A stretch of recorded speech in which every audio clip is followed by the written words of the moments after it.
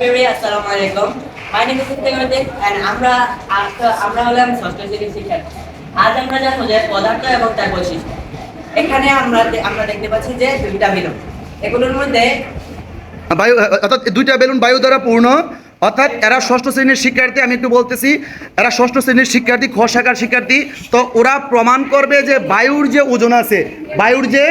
ওজন আছে তা আজকে প্রমাণ করে দেখাবে। তোমার নাম কি? হ্যাঁ, তোমার নাম কি?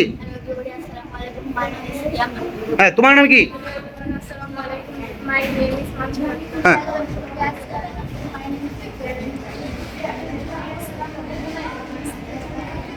অর্থাৎ এরা হচ্ছে ষষ্ঠ শ্রেণীর সকল শিক্ষার্থী।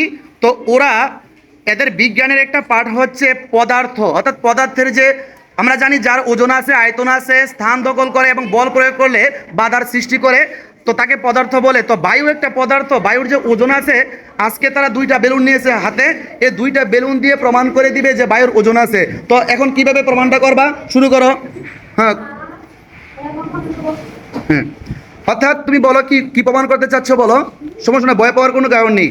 অর্থাৎ তারা বোঝাতে চাচ্ছে যে এখানে তার হাতে দুইটা বেলুন আছে, দুইটা বেলুন সমপরিমাণের বায়ু আছে, কিন্তু তারা একটা বেলুন যদি পিন দিয়ে ছিদ্র করে দেয়, বায়ুগুলো বের হয়ে গেলে অপর বেলুনটা কি হয়ে যাবে, অর্থাৎ ভারী হয়ে যাবে। এতে বোঝা যাচ্ছে যে একটা আরেকটার তুলনায় কম বেশি হয়েছে, অর্থাৎ বায়ুর কি আছে, ওজন আছে, ঠিক না?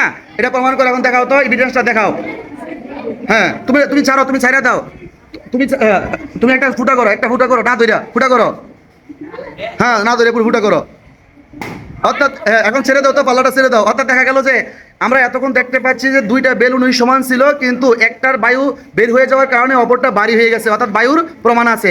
এখন তারা প্রমাণ করে দেখাবে পানি যে ঊর্ধ্বমুখী